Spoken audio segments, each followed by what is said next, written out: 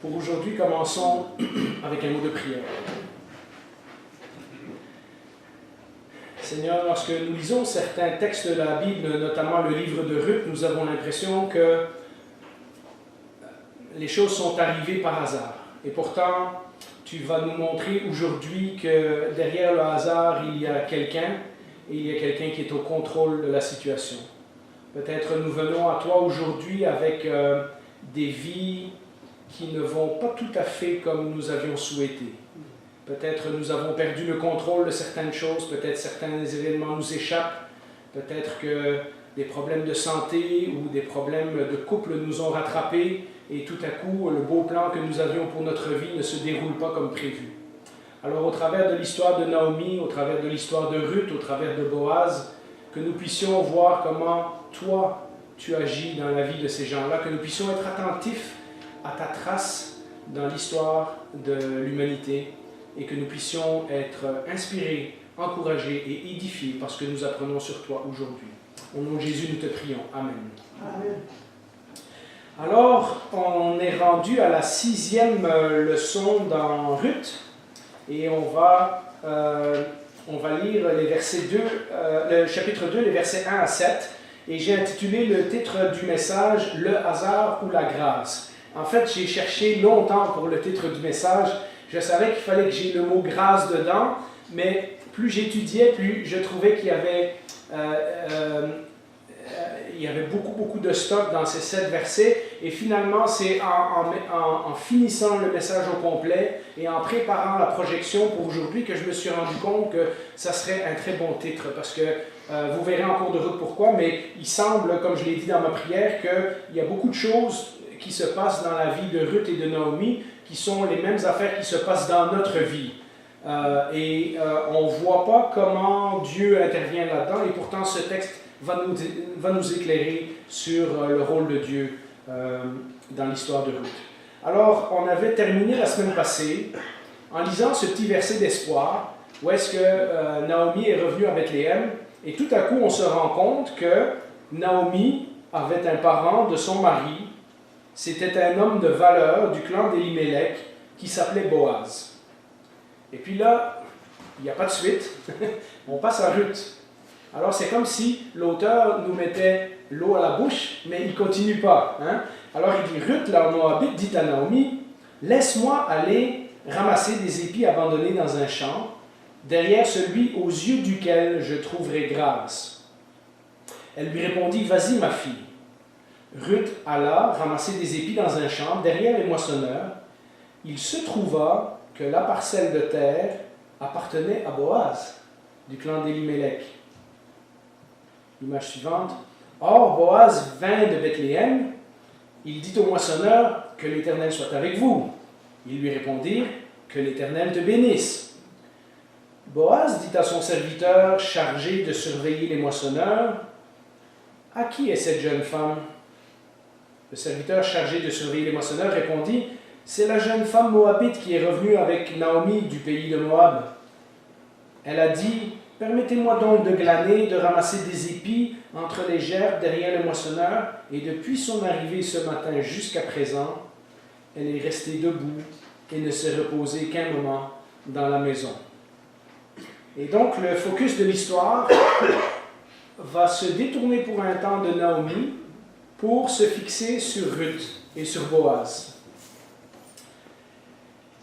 Lorsque j'étudiais ce texte, et en fait j'avais ce sentiment déjà depuis le début du livre, mais à partir du chapitre 2, ça devient très très clair, lorsque nous étudions la Bible, ceux d'entre vous qui l'ont lu et qui ont lu suffisamment de récits bibliques, vous savez que souvent la Bible nous présente 2 points de vue ou 2 réalités qui se déroulent parallèlement. Nous avons fréquemment l'impression que l'histoire est racontée du point de vue humain, hein, David fit ceci, cela, etc., mais que l'Éternel est au contrôle derrière ce qui est en train d'arriver. Et les auteurs bibliques sont bons à nous donner cette vision-là. Parfois, dans un roman, dans un bon roman, on a ça. Hein, on a plusieurs personnages et toutes leurs histoires se déroulent en même temps et ça s'en va vers une conclusion. Même certains films nous présentent parfois deux écrans, des split screens qu'on appelle, où est-ce qu'ils nous montrent qu'est-ce qu'un personnage est en train de vivre et qu'est-ce que l'autre est en train de vivre en même temps. Et c'est un peu ce que la Bible nous donne. Si nous ne lisons qu'avec nos yeux humains, nous avons l'impression que c'est juste des gens qui vivent leur vie tous les jours et qui ont, par accident, qui croient en Dieu. Mais quand on la lit attentivement, on se rend compte qu'en fait, Dieu est derrière tous les événements, Dieu est derrière les actions, Dieu est derrière tout ce qui est en train de se passer. Et dans ce chapitre 2, ça devient très très clair. Le but est évidemment de nous montrer que les choses peuvent sembler tout à fait banales à Bethléem, 1000 ans avant Jésus-Christ, mais que derrière tout ça, il y a un Dieu qui gère l'univers et qui gère également la vie de ses enfants. Ce point va être la conclusion du livre de Ruth, mais je ne veux pas vous trahir le punch avant la fin. Le livre de Ruth donc est très typique des récits bibliques qui nous montrent l'action de l'homme et l'action de Dieu simultanément. D'ailleurs, il y a une figure de style qui est utilisée par Samuel, qui a écrit ce livre, une figure de style qui est très particulière, c'est que lorsque l'auteur écrit le livre, il ne mentionne le nom de Dieu que 2 fois. D'abord au verset 6, quand il dit « l'Éternel avait visité son pays », et puis tout à la fin, vous verrez au chapitre 4, il dit aussi que l'Éternel a fait quelque chose. Mais les gens qui sont dans le récit mentionnent le nom de l'Éternel 12 fois. Donc de leur point de vue à eux, ils parlent de l'Éternel beaucoup, mais en réalité, ils ne sont pas tout à fait au courant de ce qui se passe. Alors que du point de vue de l'auteur mentionne Dieu que 2 fois, mais il nous montre que du début de l'histoire jusqu'à la fin de l'histoire, Dieu est totalement au contrôle de ce qui arrive.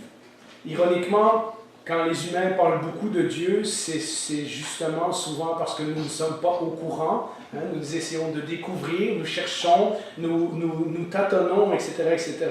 Ça me fait penser à... J'ai souvent cette image qui me fait sourire. C'est comme les disciples d'Emmaüs.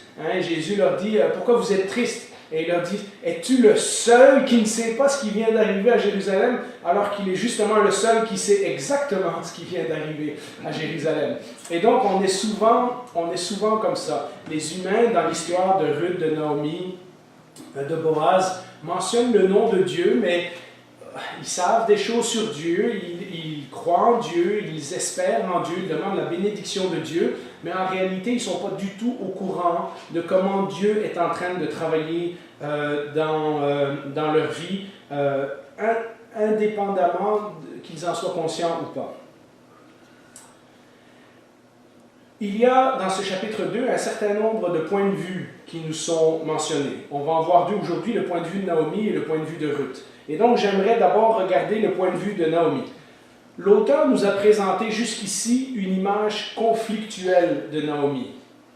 Elle a répondu à des circonstances de vie, non pas comme une croyante idéale. On se serait attendu à ce que si elle est une héroïne biblique, elle aurait tout fait selon les commandements que Moïse avait donnés au peuple et l'alliance que Josué avait renouvelée avec le peuple et tout. Mais on voit que de toute évidence, elle a répondu à sa situation familiale, économique et tout ça de façon tout croche. Comme en fait une personne de son époque, puisqu'à ce temps-là, tout le monde faisait à sa façon, nous dit le livre des Juges, ou en fait comme une personne d'aujourd'hui. Notre société répond aux circonstances qu'elle vit de toutes sortes de façons qui, 9 fois sur 10, ne tiennent pas compte du Dieu de l'univers. Et donc, elle fait ce qui semblait le meilleur à ses yeux, et notre société aujourd'hui fait ce qui semblait meilleur à ses yeux. En fait, elle vit exactement comme nous. Elle s'occupe de son avenir économique en premier. Elle vit des histoires de famille, des histoires de mariage, des histoires de deuil. Elle subit parfois les décisions des autres. On n'est pas tout à fait sûr si c'est Elimelech qui a un petit peu forcé la note pour partir à Moab ou pas, bien qu'elle se sente coupable d'avoir approuvé sa décision. On n'est pas sûr non plus de quelle était sa réaction lorsque ses fils ont marié des filles étrangères. Donc parfois, elle doit aller avec les décisions que d'autres ont prises, puis elle doit vivre avec.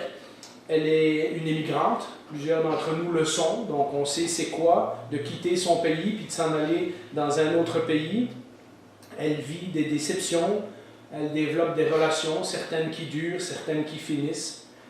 Dans un sens, sa vie ressemble beaucoup à l'histoire que Jésus raconte du monsieur qui a planté dans ses champs et qui a eu des grandes récoltes, et tout à coup, il fait des plans, et il se dit, je vais abattre mes granges et mes greniers, et je vais en construire des plus grandes, et je vais mettre ma récolte dedans, comme ça, j'en aurai pour les mauvais jours.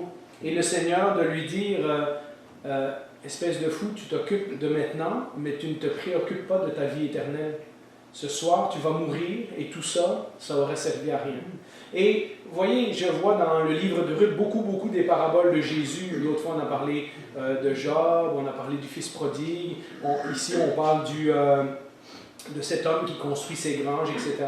En fait, quand Jésus décrivait ces paraboles, il décrivait la vie de gens tout à fait normaux, qui prennent des décisions tout à fait normales, mais dont le problème le plus important est qu'ils ne prennent pas soin de leur vie spirituelle. Ils ne prennent pas soin de ce qui est le plus important. Parallèlement, elle s'est occupée de sa vie, de sa famille, de ses finances, de son avenir, de son déménagement, de toutes ces choses-là. Mais parallèlement, elle n'a pas été sensible au péché de son peuple. Je vous l'ai dit, la famine était un avertissement que Dieu a envoyé pour tourner les regards de son peuple vers lui. Elle n'a pas été sensible à l'avertissement que Dieu donnait. Elle n'a pas été sensible au commandement de la loi, puisqu'elle a été désobéir à Dieu en quittant le pays. Elle n'a pas été sensible au compromis non plus, puisque sa famille s'est retrouvée pendant de nombreuses années à Moab. Et comme souvent aujourd'hui, par exemple, elle est tout à fait transparente dans ses sentiments. 2 fois dans le chapitre 1, on a vu qu'elle ne se gêne pas d'exprimer toute son amertume contre Dieu. Alors, elle ressemble exactement à des gens comme nous rencontrons tous les jours. Naomi est brisée sous le poids de sa souffrance et sous l'impression que Dieu l'a abandonnée à son sort. Elle vit ce qu'on lit dans Proverbe 16, verset 9. Ce verset nous dit « Le cœur de l'homme peut méditer sa voie, mais c'est l'Éternel qui dirige ses pas. » En fait, ce que Naomi ne sait pas, c'est qu'elle a pris un tas de décisions en pensant que c'était ses décisions et en pensant que c'était des décisions logiques et sensées, mais au travers de toutes ces décisions, le Seigneur dirige sa vie à elle différemment. Beaucoup de gens aujourd'hui font exactement la même chose. On vit notre vie sans Dieu et vous le savez, dans vos familles, il y a des gens qui ne croient pas au Seigneur, mais que le jour où les choses vont mal, ils se fâchent contre le Seigneur. Hein? On vit toute notre vie sans s'occuper de lui, mais quand ça va mal, on dit mais si Dieu existait ou si Dieu était amour, pourquoi il permet ceci, cela? Et souvent, ce que je dis à ce moment-là, c'est que tu ne peux pas vivre toute ta vie sans Dieu et quand les choses vont mal, tout à coup te retourner contre lui. Mais c'est un peu l'exemple que Naomi nous laisse. Ce qu'elle a fait ne sont pas nécessairement des mauvaises choses. Elle a vraiment voulu s'occuper de sa famille, de son avenir, de ses finances, etc. Mais c'est justement là le message de la Bible, c'est qu'elle a vécu une bonne partie de sa vie sans Dieu, en faisant ce qui semble bon à ses propres yeux, mais lorsque les choses n'ont pas tourné comme elle pensait, là, elle veut bien déverser son cœur contre Dieu. Mais nous apprenons que, parallèlement au point de vue de Naomi, il y a un autre point de vue qui est celui de Dieu. Et c'est la partie que j'ai appelée « Dieu agit encore ». Nous avons vu, et nous l'avons vu encore tantôt quand nous avons lu les versets, mais nous l'avons vu dans les leçons précédentes, le livre de Ruth nous indique justement que c'est quand on lutte avec la foi et le doute, avec l'espérance et le désespoir, avec le bonheur et le désastre, qu'il faut regarder ailleurs qu'à nous-mêmes. Peut-être que Naomi aurait dû, mais c'est facile à dire, mais peut-être que Naomi aurait dû se tourner vers le Seigneur bien avant. D'abord quand il y a eu la famine, ensuite quand ils ont déménagé dans un pays où la loi disait qu'ils ne pouvaient pas aller, ensuite quand son mari est mort, elle aurait peut-être dû se tourner vers Dieu à ce moment-là, Ensuite, quand ses fils ont marié des étrangères, en désobéissance à la loi de Moïse. Ensuite, quand ses fils sont morts. Ensuite, quand elle n'a plus rien et qu'elle revient à Bethléem. La Bible nous dit que c'est justement dans ces moments-là qu'il faut regarder au Seigneur. Et à date, la seule chose que Naomi a fait, c'est se plaindre du Seigneur. Et l'auteur a semé des indices dans le texte, des indices réguliers que Dieu est bon et que Dieu agit et que Dieu est au contrôle des circonstances. D'abord, il a visité son peuple. Ensuite, il a amené Ruth, la Moabite, vers lui. C'est la conversion de Ruth qu'on a vue. Il l'a placée aux côtés de Naomi à la mort et à la vie, alors que Ruth aurait pu refaire sa vie peut-être dans le pays de Moab. Elle décide de prendre soin de sa belle-mère. Selon les propres mots de Ruth, que même la mort ne va pas me séparer de toi. Il l'a ramenée à Bethléem au début de la moisson, comme on a vu la semaine passée. Et dernier indice, nous avons lu au verset 1 et à la fin de la semaine passée et aujourd'hui en commençant, nous avons lu au verset 1 que Naomi a encore un parent. Naomi a encore quelqu'un du clan d'Élimélec qui pourrait s'occuper d'elle et qui s'appelle Boaz. Pour Naomi, elle est en train de vivre sa vie de tous les jours sans voir Dieu dedans. Mais pour nous qui lisons le texte, l'auteur nous dit « Non, regardez bien, Dieu travaille. Dieu laisse son empreinte, Dieu laisse sa signature. Naomi ne le voit pas, mais vous avez une chance, en regardant l'histoire de Naomi, de détecter comment Dieu travaille dans l'histoire des hommes. » Alors nous passons au point suivant, qui est un peu le centre du message d'aujourd'hui. C'est le point de vue de Ruth. On pourrait être indigné, comme j'avais fini la semaine passée, en disant que Naomi n'a même pas pris la peine de présenter sa belle-fille aux gens du village.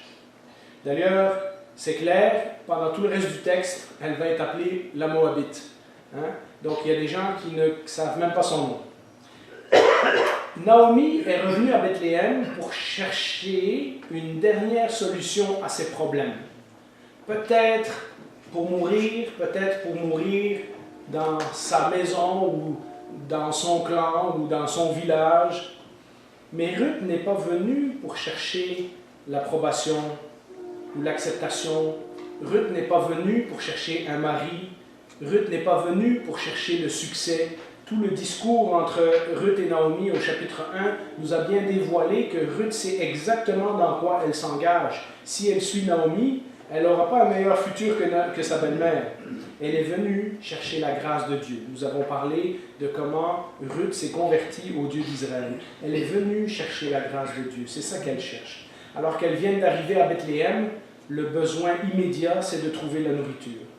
Naomi a peut-être trouvé sa maison, mais même si elle avait un bout de champ ou un bout de terrain qui lui appartenait, ce bout n'a pas été semé. Donc, même si elle arrive au début de la moisson, il n'y a rien sur son terrain. Et donc, pendant un temps, elle va devoir dépendre peut-être de la générosité des gens du village. Et donc, l'urgent pour tout de suite, comme dans tout le thème du livre, c'est de trouver du pain, c'est de trouver de la nourriture.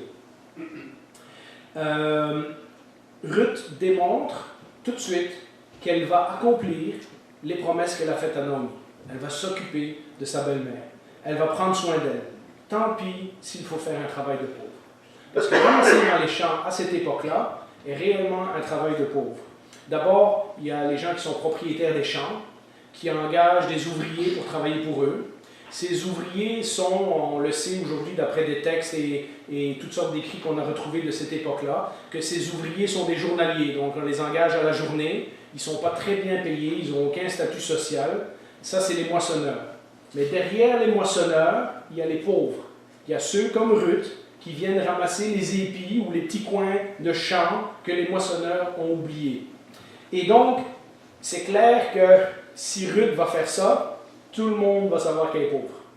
Ça, ce n'est pas le métier qu'on fait si on veut un prestige dans la société de cette époque-là. C'est le métier qu'on fait, c'est le travail qu'on fait quand on n'a pas le choix, quand on a besoin de manger et que la seule façon, c'est d'aller grappiller ce que les autres veulent bien laisser dans les champs derrière. On pourrait se demander, oui, mais Jean-Philippe, avec le portrait de la conversion de Ruth et de la foi de Ruth que tu nous as brossé, si elle a si confiance en Dieu que ça, pourquoi elle aurait besoin d'aller travailler? Eh bien, la Bible nous explique de long en large que la foi ne consiste pas de croire de façon passive à quelques principes théologiques ou à un Dieu qui existe à quelque part, mais de marcher avec lui en confiance, jour après jour, dans toutes les activités que nous faisons. On avance et on découvre la grâce de Dieu qu'il a déjà préparée. Mais pour ça, parfois, il nous faut faire le premier, le deuxième, le troisième pas.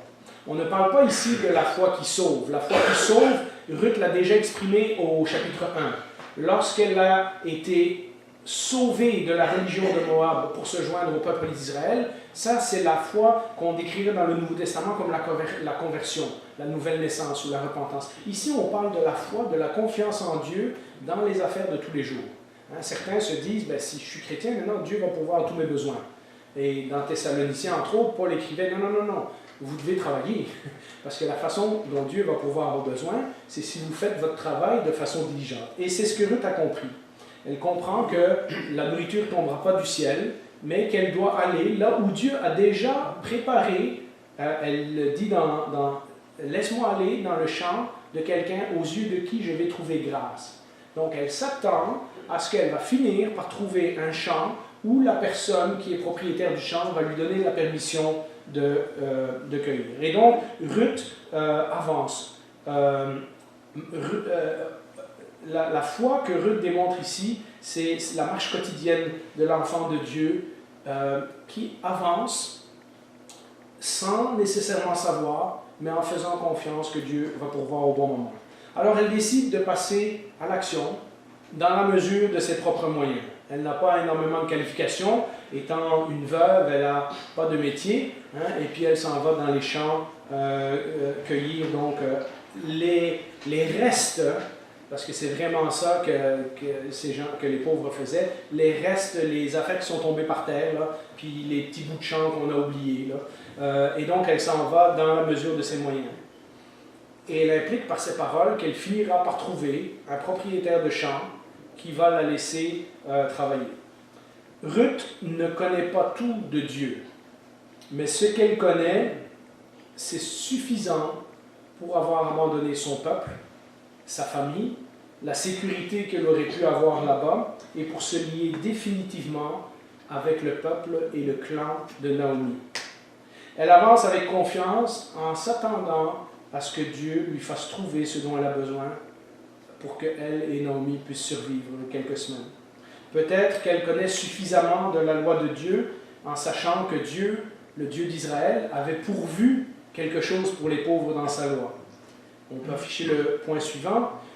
Dieu, dans Lévitique 19, avait gracieusement pourvu une loi pour la protection des pauvres. On le voit dans de nombreux textes, il parle des immigrants, il parle des pauvres, il parle des veuves, il parle des orphelins. C'est quelque chose qui tient à cœur à Dieu énormément.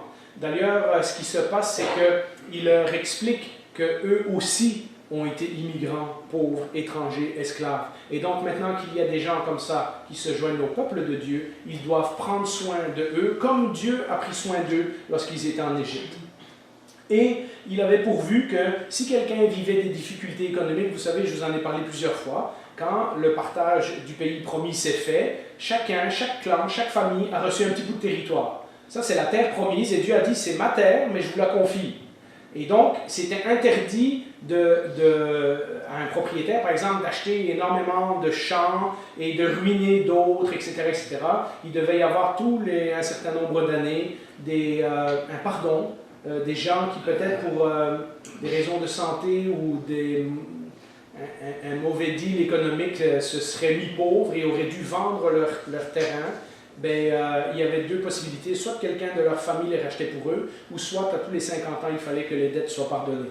Et donc, ce qui se passe ici, c'est que Dieu a fait une loi qu'on lit dans Lévitique 19, versets 9 et 10, parce que Dieu sait qu'il y aura malheureusement des pauvres, même dans son peuple, même dans le pays promis. Il y aura des gens qui vont avoir soit des maladies ou qui vont avoir des difficultés économiques, qui vont faire un mauvais move et qui vont se retrouver sans le sou. Et donc, qui auront besoin, pendant un temps, de travailler pour quelqu'un d'autre ou de vendre leur terrain. Et il dit ceci, « Quand vous ferez la moisson dans votre pays, tu ne moissonneras pas ton champ jusque sur les bords et tu ne ramasseras pas ce qui reste à glaner. » Ça veut dire, si tu coupes et tu ramasses, puis t'en échappes, tu le laisses à terre.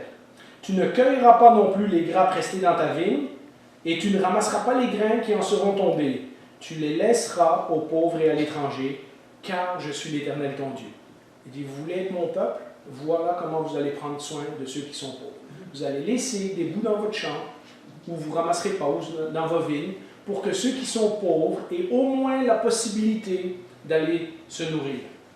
Les Hébreux démontraient donc, en respectant cette loi, et en agissant de cette façon, que leur Dieu était un Dieu gracieux. Parce que comme Dieu leur avait fait grâce à eux, ils devaient faire grâce aux autres aussi. Ils traitaient les autres, ils devaient, supposément, traiter les autres comme Dieu les avait traités. Alors dans les prophètes, il y a souvent la condamnation des riches par les prophètes qui disent que vous n'avez rien compris. Vous avez accumulé, vous avez acheté les champs, vous avez acheté les maisons, vous avez accumulé des grandes propriétés alors que ce n'était pas ça que Dieu voulait et vous deviez vous occuper des pauvres et des orphelins. Mais pensons-y, nous sommes autant des juges. Nous sommes, comme nous l'avons vu dans la première leçon, à l'époque où chacun fait ce qui semble bon à ses propres yeux.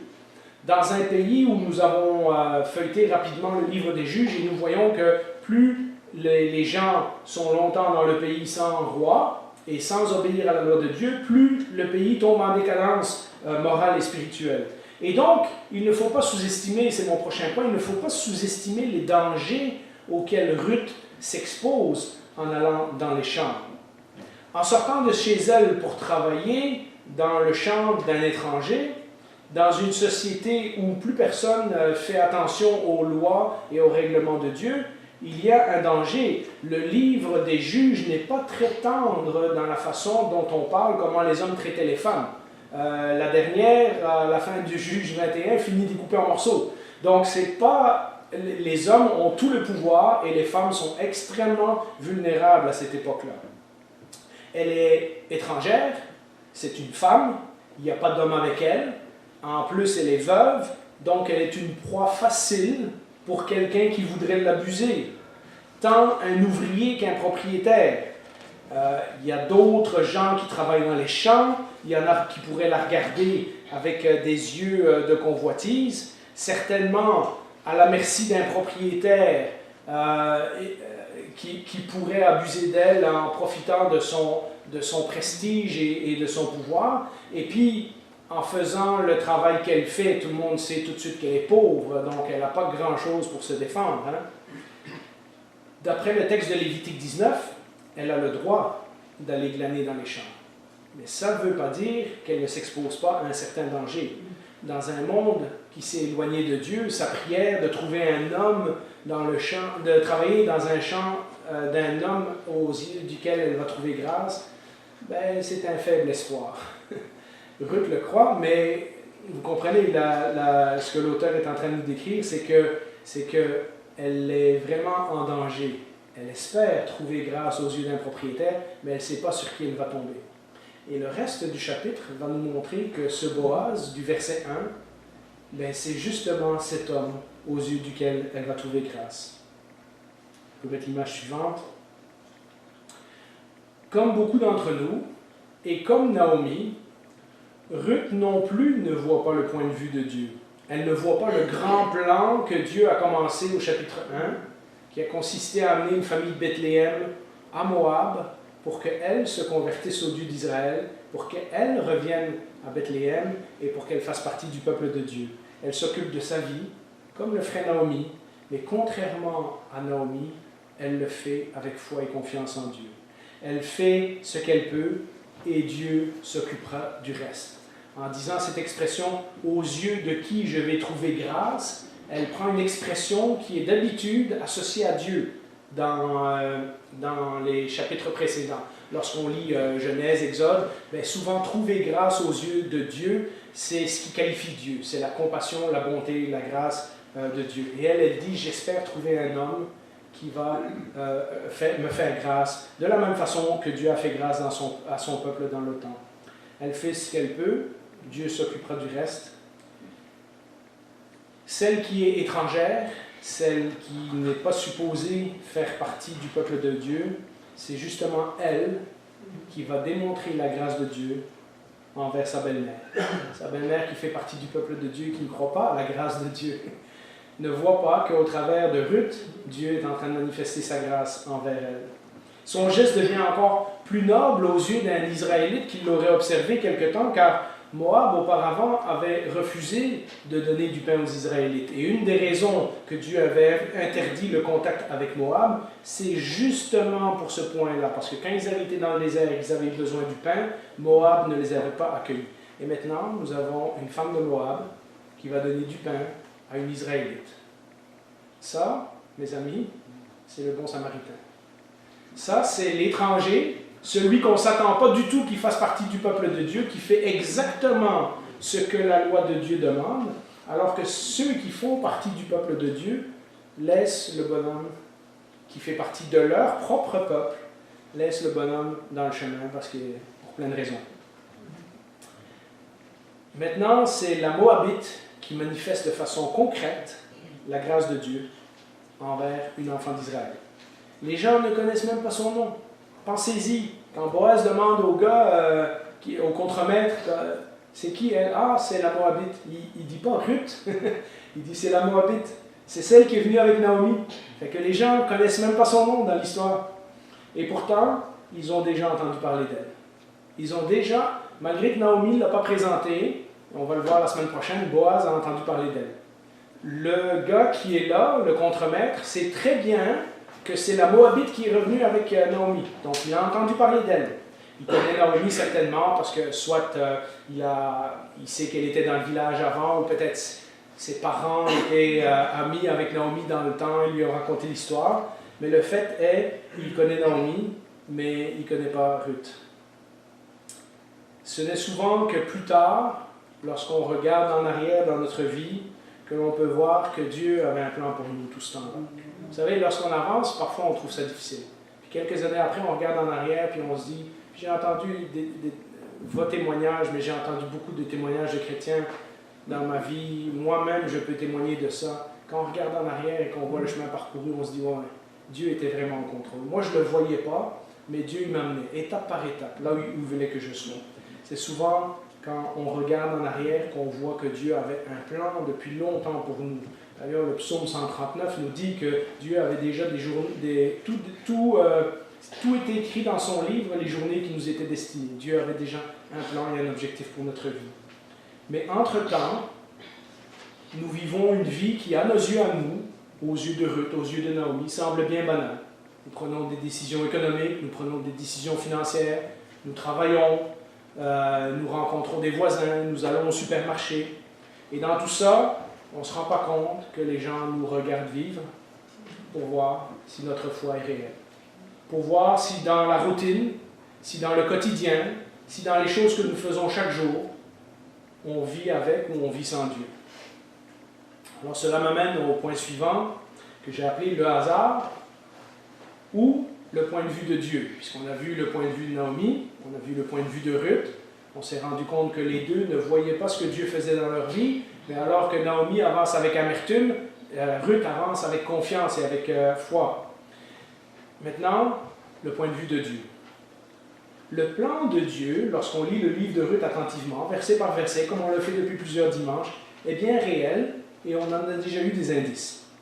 Mais reprenons quelques expressions qu'on avait vues depuis le début. Au début, on avait « il arriva une famine ».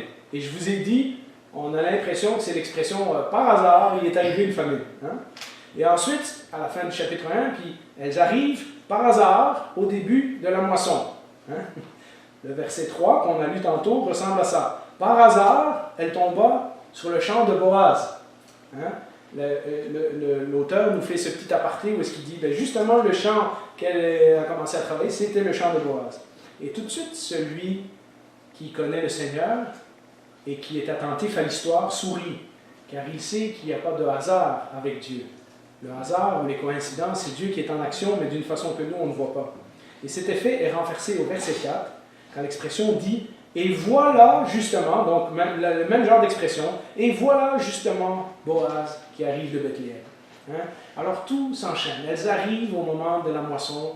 Ruth tombe par hasard dans un champ, et par hasard c'est le champ de Boaz, et par hasard ce Boaz arrive à ce moment-là. Hein? On suppose que ça fait une partie de la journée qu'elle travaille et Boaz arrive. Ce fameux Boaz qui par hasard, comme nous dit le verset 1, fait également partie du clan de Naomi et de la famille d'Elimelech. Alors la providence de Dieu guide les pas de ceux qui lui font confiance, même s'ils ont l'air de s'occuper de choses bien ordinaires. Pour mettre l'image suivante, Ruth n'est pas tombée accidentellement sur le champ de Boaz. Et Boaz n'est pas tombé accidentellement, n'est pas arrivé accidentellement au champ ce jour-là. On commence à soupçonner que le timing de Dieu est parfait pour ces gens, pour la suite de l'histoire. Mais on n'a pas encore toute l'histoire. La grâce de Dieu conduit nos pas jusqu'à lui. Mais parfois, nous oublions que sa grâce continue à nous entourer et à nous guider et qu'elle est souvent accomplie au moyen de gens qui sont au service de Dieu. C'est-à-dire, nous avons expérimenté une fois la grâce de Dieu lorsque nous avons demandé pardon pour nos péchés, lorsqu'on nous a présenté l'Évangile, lorsqu'on s'est repenti, lorsqu'on a accepté de soumettre notre vie à Jésus. Mais parfois, nous continuons à vivre le reste de notre vie comme si la grâce de Dieu, c'était bon pour nos péchés, mais ce n'est pas bon pour le reste. Et ce récit, et beaucoup d'autres récits que vous regarderez maintenant avec ces yeux-là dans l'Ancien Testament, vous montreront que la grâce de Dieu continue à nous conduire tous les jours, de toutes sortes de façons, et que souvent, la grâce de Dieu est manifestée dans notre vie par d'autres croyants qui sont des outils dans les mains du Seigneur, que nous n'avons peut-être même pas remarqué, mais que s'ils n'avaient pas été là, notre vie serait dans une situation totalement différente. Un témoignage personnel que j'ai partagé il y a quelques jours à un souper, je visitais quelqu'un, puis lors du souper, j'ai partagé que lors de ma séparation avec Annie, quand l'Église a décidé de me soutenir, malgré que je n'avais rien à offrir, que pendant 6 mois, vous avez accepté de me soutenir dans la prière et financièrement, alors que je ne pouvais rien vous donner. J'ai vécu la grâce de Dieu au travers des membres de l'Église. Et pour moi, ça c'était extraordinaire. C'est ce qui m'a sauvé la vie. Si je n'avais pas eu votre appui, je ne sais pas où je serais aujourd'hui. Les finances, c'est même pas important, mais c'était le geste, la décision que vous avez pris de m'appuyer et de me soutenir et de m'encourager, de me laisser le temps de me remettre sur pied. Ça, c'était la grâce de Dieu en action au travers des frères et sœurs de l'Église. Et pour ça, je suis reconnaissant à Dieu d'une façon incroyable. La grâce de Dieu, ce n'est pas que pour notre salut. La grâce de Dieu nous accompagne tous les jours de notre vie. Et la grâce de Dieu se manifeste principalement au travers de gens que Dieu utilise et qui peut-être eux-mêmes ne le savent pas, qu'ils ont été inconduits ou à une bénédiction de la part de Dieu. Mais lorsque nous faisons tous confiance à Dieu et lorsque nous laissons Dieu diriger et contrôler nos vies, les fruits de ce que Dieu fait au travers de nous, lorsque nous sommes disponibles entre ses mains, les fruits de ce que Dieu fait au travers de nous ont des conséquences qu'on ne peut pas imaginer. Ruth est arrivée dans la vie de Naomi. Naomi ne le voit pas, Naomi ne le comprend pas, et pourtant, l'histoire de Ruth va avoir des répercussions pour les 1000 ans à venir, mais je garde ça pour la fin. Si nous passons par des moments difficiles, si nous passons par des moments ennuyeux, rappelons-nous que nous sommes dans le plan de Dieu, qu'il va accomplir son plan et qu'il va l'accomplir probablement en utilisant des frères et sœurs ou des gens qui sont à son service pour nous aider. Regardez comment la chaîne fonctionne. Naomi a besoin de la grâce de Dieu. Elle va la recevoir de la part de Ruth. Ruth a besoin de la grâce de Dieu. Elle va la recevoir de la part de Boaz. Boaz avait besoin de la grâce de Dieu, on va le voir, il l'a reçue de la part de Dieu. Et vous voyez comment la grâce de Dieu est transmise comme ça de personne en personne. Les gens nous regardent vivre. Dieu s'occupe de nous et Dieu va s'occuper de nous. Il a dit, ne cherchez pas le pain, le vêtement, un toit. Ça, c'est les païens qui s'inquiètent pour ces choses-là. Moi, je vais pourvoir ces choses-là. Pourvu que vous vous occupez d'abord de mon royaume, pourvu que vous vous nourrissiez de ma parole, pourvu que vous cherchiez d'abord à vous occuper de votre vie spirituelle. Tout ce dont nous avons besoin d'être concernés, c'est de faire les choses pour que Dieu soit glorifié. Et ceci m'amène au dernier verset qui fait le lien avec tout ça.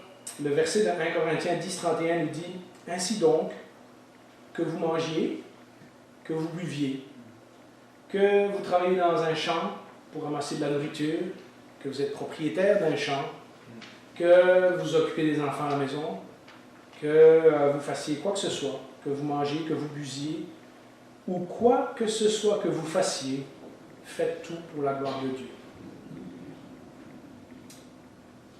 Au début du texte, Ruth avait cherché la grâce. Elle avait dit, je vais aller travailler dans le champ d'un homme aux yeux duquel je vais trouver grâce. Et en une seule phrase, elle vient de trouver cette grâce dans Boaz, et ça c'est le verset pour la semaine prochaine, on peut l'afficher. Regardez comment, entre le verset 1 et le verset 8, Dieu va radicalement transformer la situation de Ruth et de Naomi. Boaz, donc le propriétaire, après avoir parlé à son contremaître, s'avance et dit à Ruth, « Écoute ma fille, ne va pas ramasser des épis dans un autre champ. Ne t'éloigne pas d'ici, reste avec mes servantes. Regarde où l'on moissonne dans le champ et va après elle. J'ai défendu à mes serviteurs de te toucher. Quand tu auras soif, tu iras au vase et tu boiras de ce que les serviteurs auront puisé. » En une phrase, Boaz vient de répondre à la prière de Ruth. Mais ça, c'est pour la semaine prochaine. Prions. Seigneur, alors que nous approchons de ta table, alors que nous approchons de ce symbole qui est un souvenir de ce que tu as fait pour nous, nous nous rendons compte que nous te devons tout. Nous sommes redevables de toute la grâce que tu nous as accordée.